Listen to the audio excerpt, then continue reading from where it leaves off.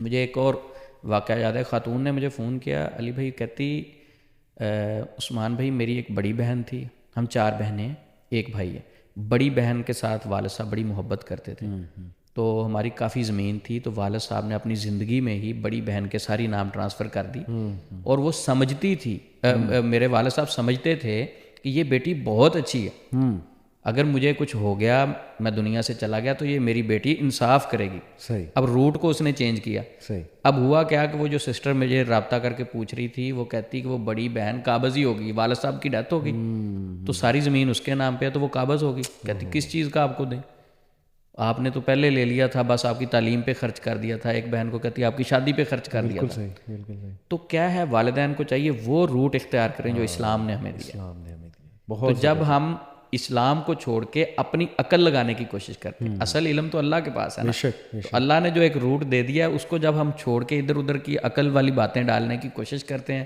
تو پھر اکثر مسائل پیدا ہونا شروع ہو جاتے ہیں۔ تو یہ ضروری نہیں کہ کئی بار والدین جو ہیں ان کی طرف سے، اولاد کی طرف سے بھی ایسے مسائل یہی میں اسپیکٹ ڈسکس کرنے لگا تھا۔ اکثر ایسا ہوتا ہے عثمان بھائی کہ اولاد، چلیں ماں باپ سے کوئی غلطی ہو گئی، مان لو ہو گئی، جی اس کا یہ مطلب نہیں کہ آپ اب بدتمیزی شروع کر دو یا غصہ یا نفرت کرنا شروع کر دو۔ کئی لوگ ایسے ہیں کہ وہ نہ کہتے ہیں کہ نہیں نہیں یہ کیوں کیا انہوں نے، ان کے فیصلے صحیح نہیں تھے، وہ پھر ماں باپ سے نفرت کرنے لگ جاتے ہیں، بلیم کرنے لگ جاتے ہیں۔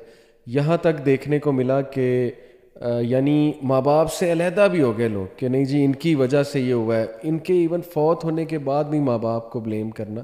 آئی تھنک اولاد کو بھی چاہیے کہ وہ اتنا پریشر نہ ڈالیں ماں باپ پہ۔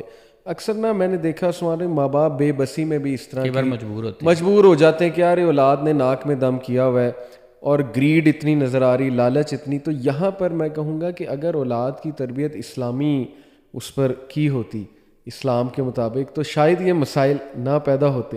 جی تو یہ اگین پیرنٹس کو سوچنا چاہیے، میں سمجھتا ہوں۔ علی بھائی بڑا معاشرے کا بہت بڑا مسئلہ ہے، یعنی والدین کہتے ہیں کہ ہمارے حقوق اسلام میں بیان ہوئے، نو شک اس میں بالکل اسلام نے بتایا کہ اف بھی نہیں کہہ سکتے آپ اپنے والدین کو، ٹھیک ہے، لیکن وہ والدین کو چاہیے کہ اولاد کے حقوق بھی پڑھیں۔ اب نبی صلی اللہ علیہ وسلم کے پاس ایک خاتون آئی، اس نے آ کے کہا کہ میں اپنے اس بچے کو غلام دے رہی ہوں، ایک بیٹے کو، تو آپ اللہ کے نبی صلی اللہ علیہ وسلم گواہ بن جائیں اس بات پہ۔ اللہ اکبر۔ آپ صلی اللہ علیہ وسلم نے فرمایا اور بچے بھی ہیں؟ کہنے لگی ہیں۔ آپ نے فرمایا ساری اولاد کو دے رہے ہیں یہ برابر؟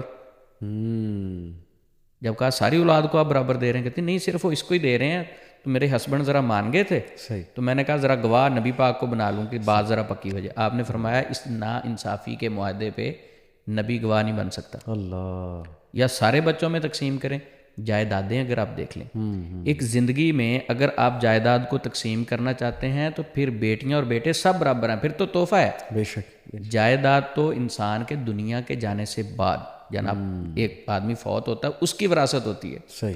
اگر آپ زندگی میں بانٹنا چاہتے ہیں، ایک بچے کو آپ 2 کروڑ روپے کی جائیداد دے رہے ہیں، صحیح اور دوسرے بچے کو کہتے ہیں کہ نہیں نہیں یہ میرا بیٹا بڑا صبر والا ہے بیچارہ نا، یہ ماشاءاللہ بہت صبر والا ہے، میں کہتا ہوں یہ زیادتی ہے اس کے ساتھ۔ صحیح ٹھیک ہے وہ آپ کی رسپیکٹ کر رہا ہے، والدین نے ترازو کو برابر رکھنا ہے۔ جب والدین انصاف نہیں کرتے تو بالکل پھر اولاد میں ایک احساس کمتری پیدا ہوتی ہے، تو ایک وقت آتا ہے کہ اس سٹریس میں رہنے کی وجہ سے وہ بھائی بھائی کا دشمن بھی بن جاتا ہے۔ ایسے ہی تو پیچھے جو والدین ہوتے ہیں انہوں نے انصاف نہیں کیا ہوتا، تو اس کے ذمہ دار والدین بھی ہوتے ہیں۔ جی جی جی۔